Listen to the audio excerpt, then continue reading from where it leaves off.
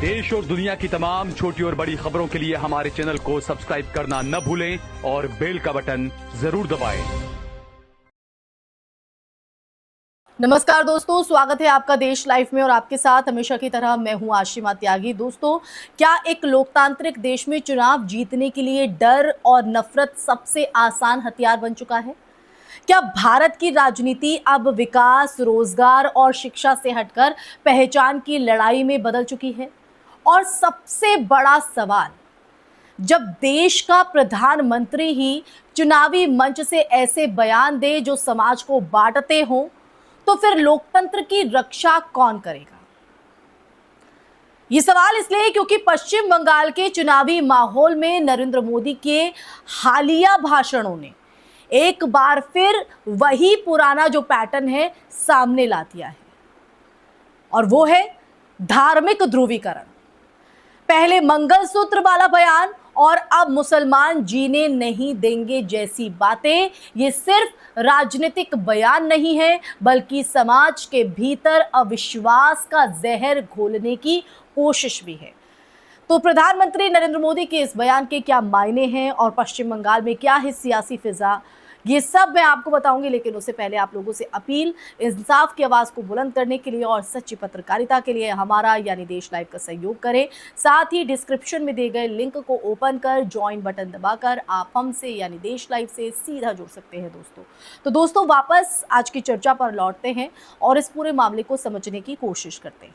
तो दोस्तों, अगर हम भारतीय संविधान की अगर बात करें तो वो हर नागरिक को समान अधिकार देता है, चाहे वो हिंदू हो, मुस्लिम हो, सिख हो या ईसाई।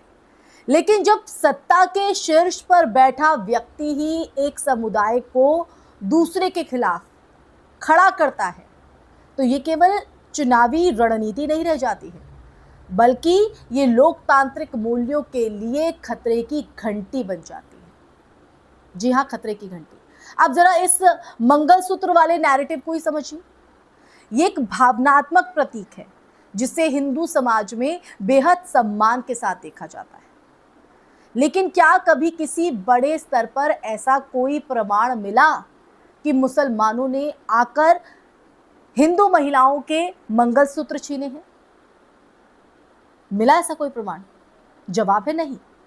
फिर भी इस तरह की बातें इसलिए कही जाती है ताकि डर पैदा किया जा सके, ताकि माहौल में दबाव लाया जा सके, और डर हमेशा राजनीति का सबसे प्रभावी, सबसे मजबूत हथियार रहा है। इसलिए धार्मिक ध्रुवीकरण के जो भाषण है, ये भाषण उस पर आधारित होते हैं। देखिए, ये पहली बार नहीं है। 2014 के बाद से कई चुनावों में यही जो पैटर्न है देखा गया है, दोस्तों, देखने को मिला है। कभी कब्रिस्तान बनाम शमशान, कभी लव जिहाद, कभी घुसपैठिए। इन तमाम चीज़ों के बीच सवाल ये है कि क्या देश की सबसे बड़ी पार्टी भारतीय जनता पार्टी के पास विकास के अलावा कोई और मुद्दा नहीं बचा, या फिर जानबूझकर इन मुद्दों को प्राथमिकता दी जा रही है? और देखिए, सबसे अहम सवाल कि क्या इलेक्शन कमीशन ऑफ इंडिया इस सब पर खामोश रहेगा? चुनाव आयोग की जिम्मेदारी सिर्फ मतदान करवाना नहीं है, बल्कि निष्पक्ष और शांतिपूर्ण चुनाव सुनिश्चित करना भी है। तो दोस्तों, अगर कोई नेता, चाहे वो कितना भी बड़ा क्यों ना हो, आचार संहिता का उल्लंघन करता है तो कार्रवाई होनी चाहिए। निश्चित तौर पर कार्रवाई होनी चाहिए, क्योंकि जो गलत है उस गलत के खिलाफ तो एक्शन लिया जाना चाहिए। और अगर यही बयान कोई विपक्षी नेता, मान लीजिए राहुल गांधी या किसी मुस्लिम संगठन का एक नेता, हिंदू के खिलाफ दे देता तो क्या हालात ऐसे ही रहते जैसे अब है? क्या मीडिया चुप रहता? क्या तुरंत एफआईआर दर्ज नहीं होती? यही दोहरा मापदंड आज भारतीय राजनीति का सबसे बड़ा, जी हां, सबसे बड़ा संकट बन चुका है। अब जरा समाज के स्तर पर सोचिए, समाज जिसमें आप और हम रहते हैं। जब आम हिंदू और मुसलमान साथ रहते हैं, एक ही मोहल्ले में साथ रहते हैं, एक ही बाजार में, एक दूसरे की खुशियों और दुखों में शामिल होते हैं, तो क्या वास्तव में उनके बीच कोई इतनी गहरी दुश्मनी है? आप ही बताइए दोस्तों, दिल पर हाथ रखकर।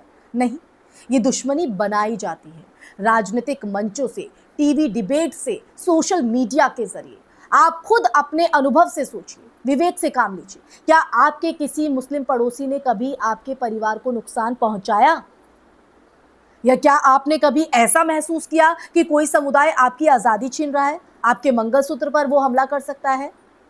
अगर जवाब नहीं है ना दोस्तों, अगर मन में ये जवाब आ रहा है नहीं, तो फिर ये डर कहां से आ रहा है, ये सवाल आप अपने आप से कीजिए। यही वो सवाल है जो हर नागरिक को खुद से पूछना चाहिए, पूछना होगा। राजनीति का असली उद्देश्य लोगों को जोड़ना होना चाहिए दोस्तों। यही राजनीति की खूबसूरती होती है, ना कि बांटना। लेकिन जब चुनाव जीतना ही अंतिम लक्ष्य बन जाए तो नैतिकता और संविधान कहीं पीछे छूट जाते हैं।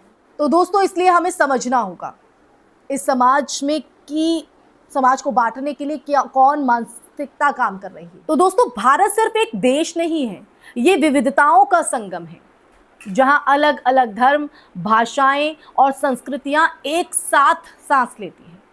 अगर हम इस एकता को ही खो देंगे तो हम सिर्फ चुनाव नहीं हारेंगे, हम अपनी पहचान हार जाएंगे।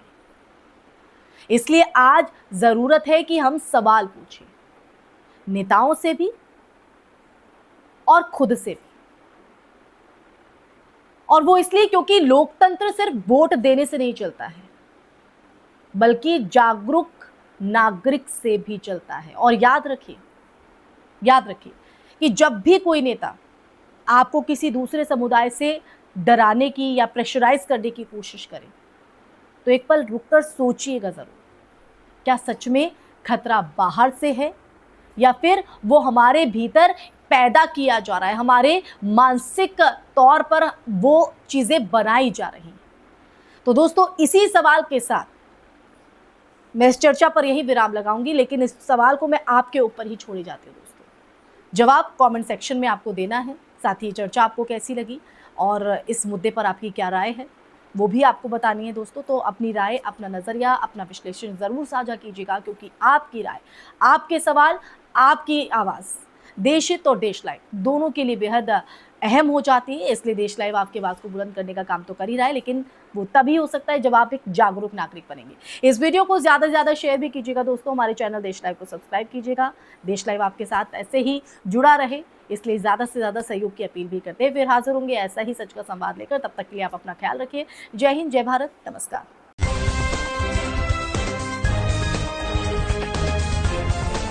देश और दुनिया की तमाम छोटी और बड़ी खबरों के लिए हमारे चैनल को सब्सक्राइब करना न भूलें और बेल का बटन जरूर दबाएं।